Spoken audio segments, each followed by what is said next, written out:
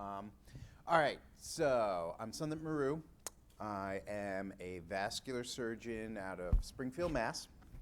I have a little group. We're 3 guys. We've got a couple of mid-levels.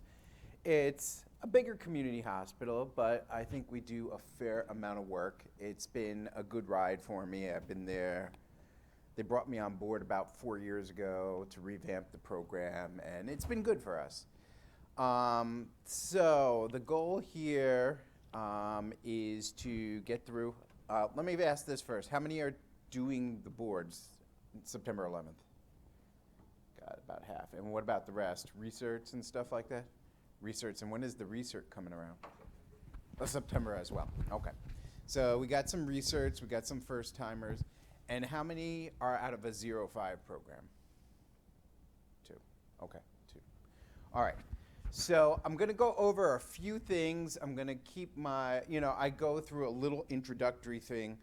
And I'll keep my introductory remarks short because most of you have been through the process and you kind of know what's going on. The good part is that Michael has put together probably, I've been doing this for about 6 or 7 years now.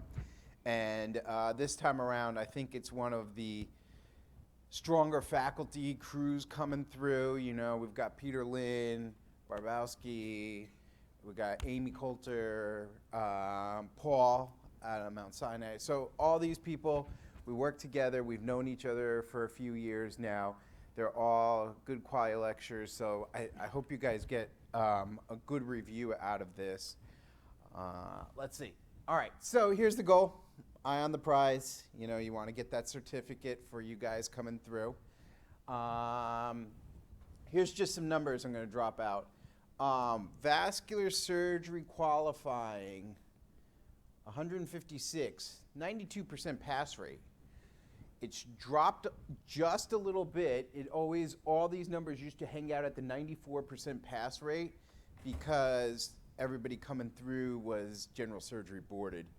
And because when you come through a general surgery board, you've got the experience and the know-how to do it. So that's the reason why I think this number is slightly off. This one has dropped off a little bit more. And it's just experience, just knowing how to take tests. 300 questions, 7 to 8 hours, September 11th. So you've got about a month of prep time, a little over a month. Computer test centers. If you're not used to doing computer stuff, get on a computer and practice on a computer. That's the most important thing. All right, strengthen effectiveness of prep techniques, additional strategies, effective strategies for the test. So stress, go in, you start to tense up, feel the pressure, you didn't have enough study time. That's the story of our lives. We're running around, we've got 100 things going on. My day-to-day, I start at 6 a.m., I'm coming home 8 or 9, I'm trying to squeeze that last minute little bit here and there. So you've got to make that time happen. Within seconds, your blood pressure rises, hormones are all over the place, anxiety builds.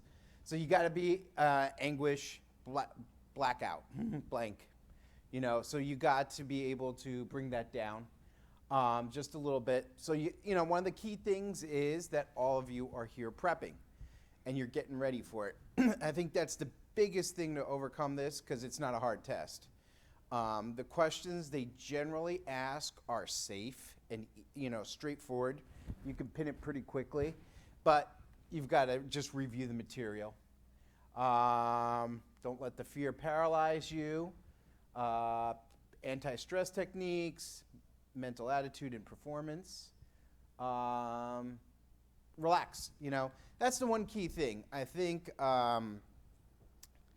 everybody builds up anxiety for all of these. It's only 5 or 10% of everybody that doesn't get anxious. It's normal. So take a minute or two before, because you will have time on this exam. It's not that you're going to be pressed for time. It's going to be you're going to have plenty of time to think through these questions. Fewer headaches. Okay, let me get through. You guys all know this stuff. This is all things that you kind of know. But prep, get note cards or however you prepare a day or two before so that you can nail down some of these numbers. Everybody in here has RPVI? Okay. So RPVI, they've started to pull out some of that ultrasound and all that stuff. I've noticed that those questions are becoming less and less predominant on the exam, but you still need to know enough that you've got those carotid stenosis numbers and the percentages in the back of your head, because it's not going to be a question about reading the ultrasound or interpreting it. That it's going to be, they're going to give you a bunch of numbers, and how do you treat? What are you going to do? Critical thinking component, concepts, and scenarios. Okay. Most of the questions are now going to be the 2-3 steps. It's not what's the problem. It's very rare that it's just what's the problem. It's, you diagnose, identify treatments, critical thinking of what should be the initial first best step. There's a bunch of those first best step. So they'll give you a couple of things that are all okay, but you want to know what's the first step in treating that patient in order of importance. So you prioritize, what happens first, what happens second. It's like, when you're doing a trauma case, that 50 people are doing things at the same time, but mentally you have to know what's the priority of what goes first, second, and third. All right, test taking clues, read it carefully, read it a second time. So when you're going through, and I don't know if they've changed it up that much, but there's a little checkbox on the corner that you can go back and review the questions that you mark for rechecking. Use it. People say, okay, whatever. But as you go through the test and you say, all right, this one was a pain in the butt, I couldn't figure it out, check it, make your guess, take the test. Sometimes something else will click along the test. It's 200-300 questions and choosing the best scenario, and it's a randomization. Sometimes a stem of another question will trigger something back. So make sure you use that little checkbox and come back to those questions. Cover the options, read the stem, treat everything as true and false. So a good little trick is try to guess, just read the stem of the question really quick, guess what your answer is going to be, and then look for something that similarly matches at the end. Eliminate grammatically, totally unfamiliar. If it sounds far-fetched, or if it's something you heard in Eminem last week and they were talking about this craziness that they were going to try, that's not the answer. Whoever went through and did some sort of open approach and then threw a stent into the carotid after opening, no, we're not going to do that on the boards. We are going to do the safe answer. The boards are usually a good 3 to 4 years behind, okay? So things that are like happening now, and we're talking about DCBs and this and that, and atherectomy is rearing its head again. All those things sort of in the back burner a little bit.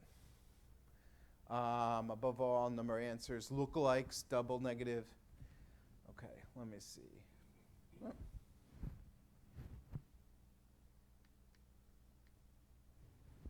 All right, qualifiers, best answer. Always look for the best answer. All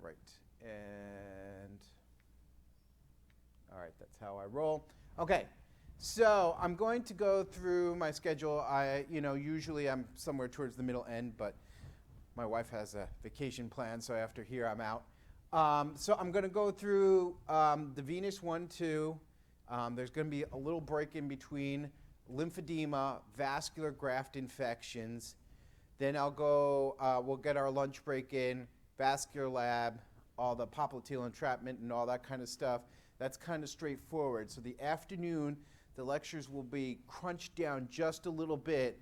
So the last half of 20 minutes to a half hour, we're going to do a power review, okay? So I would recommend taking one of these during the lecture and whatever, and just jotting some notes down that are above and beyond, because the power review at the end is just a bunch of questions that I'm going to go through. All right, so that's it. Let's start.